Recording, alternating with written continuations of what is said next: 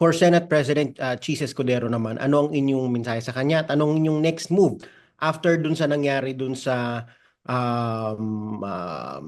dapat ay pagkukontempt kay Special Envoy Lacanilao, and then yung kanyang pag-i-issue ng show cause order, and then yung sagot niyo dun sa sinabi niyang wag ninyong gamitin ang Senado sa politika.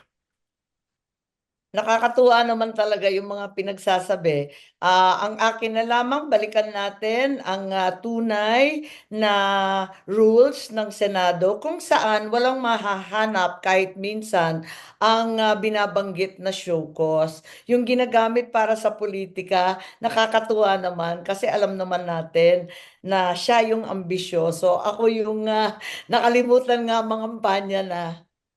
Okay, thank you, ma'am. So si Cheese ambisyoso, may ambition siya sa 2028, ma'am? Hindi ko alam, pero alam ko mataas ang iniisip nun eh. Okay, thank you, ma'am. Salamat Maraming po. salamat. Thank Oo. you. Thank Thank you, you po. ma'am.